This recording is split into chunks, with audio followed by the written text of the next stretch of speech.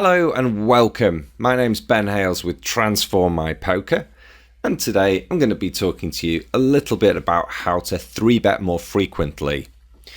I know that a lot of you 3-bet 4, 5, 6% of the time, and that's okay. It's a good start. But ideally, you want to be pushing the boat out a bit further and getting those numbers up to frequencies of 8, 9 or 10%, where you're really causing your opponents a lot more of a problem and you're being more aggressive with your pre-flop game. So how can you go about doing this? Well, I've come up with a 5-point drill to help you with your 3-betting generally. And the idea with the drill is that if you go through these checkpoints, you'll be in a better position to make a decision as to whether you should be 3-betting, and you're more likely to pick up on spots where it's a good idea.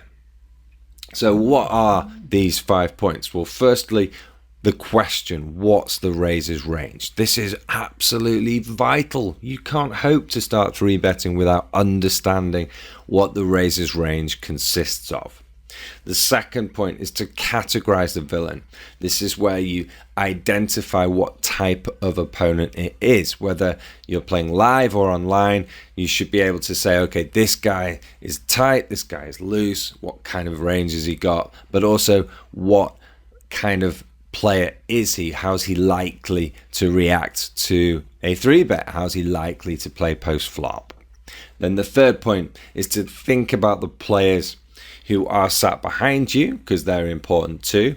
And then the fourth point, your 3-bet sizing. How much are you going to 3-bet? And finally, build that range for 3-betting. So instead of just staring down at your cards and reacting to the raiser, you're thinking about your range and how many hands you would 3-bet in this spot. And you may find that you can 3-bet a whole load more cards than you would previously have imagined. And that's the main purpose of this video, is to encourage you to do more 3-betting and to look for more spots to do so.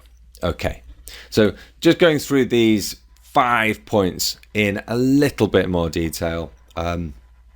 What's the raiser's range? So if this isn't a question that you would ask yourself before thinking about 3-betting, build this into your game. I promise you this is going to help you a huge amount. It helps us to identify loose villains. It also helps us identify tight villains, right? But it's the loose ones that we're going to be picking up on for spots to increase our 3-betting frequency. We're generally not going to start 3-betting more against those who are just raising with a tight range. So we're looking for spots where opponents are likely to be raising really loose.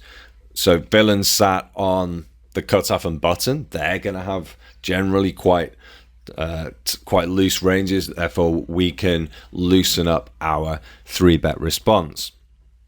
But not just that, you should also look out for players in early position who raise with really wide ranges, because you can 3-bet wider against them too.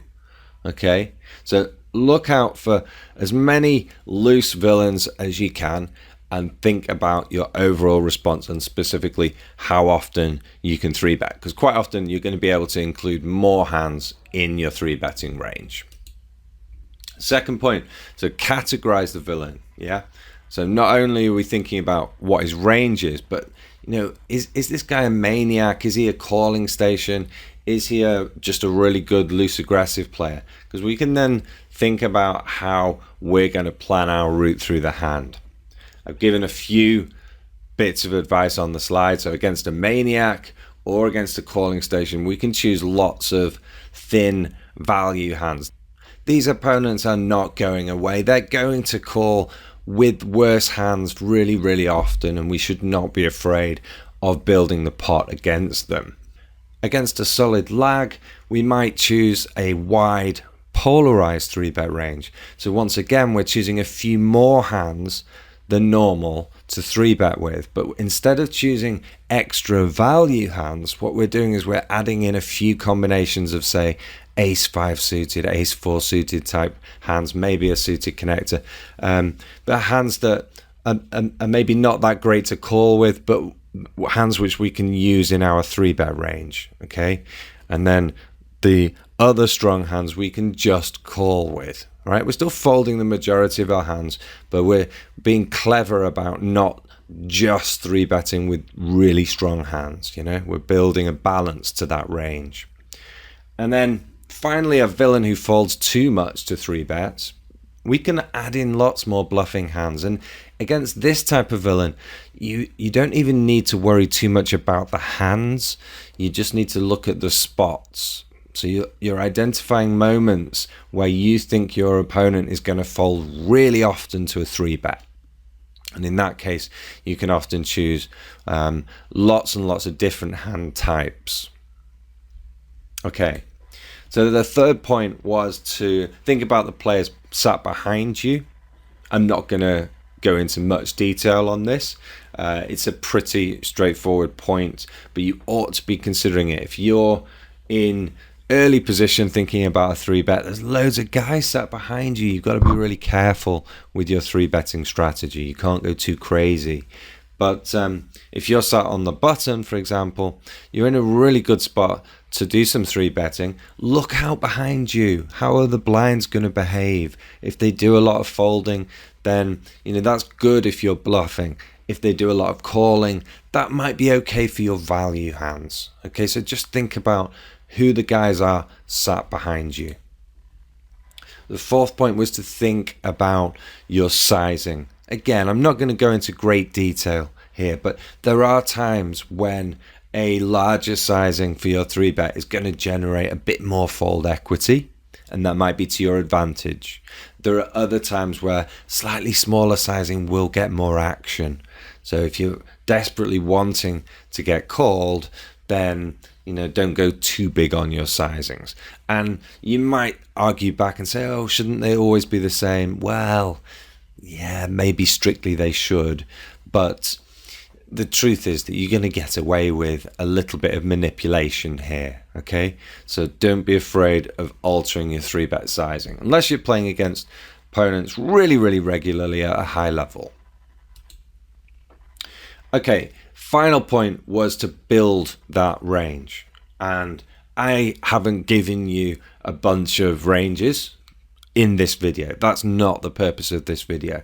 The purpose of this video is to encourage you to widen your 3-bet ranges, to be more confident 3-betting with more hands. And the way that you're going to do this, you can use my 5-point strategy, but one of the best things you can do is to practice building these ranges off the table. What is a 6% range? What is a 12% range, etc.? You need to know what these ranges consist of so that you're able to implement them at the table. So I strongly recommend building these away from the table and then applying them at the table. If you need help with these, you can write into us and we can help you with your 3-bet range choices. But ultimately, it's a case of putting in some personal work into understanding the ranges and then implementing it. It's as simple as that. Build your confidence, build your knowledge, and you'll be a 3-betting machine. If you enjoyed this video and you'd like to get involved in the comment section below the video, we'd love to hear your thoughts or questions. You can also click the link below to come and visit us at our website, where you can sign up and get your hands on a free training resource to help improve your game today. Just go ahead and click the link. Finally, if you'd like to see more free poker content, make sure you subscribe to the channel and turn on notifications. That way you'll be first to know when we publish fresh content. My name's Ben Hales with Transform My Poker. Thanks for listening.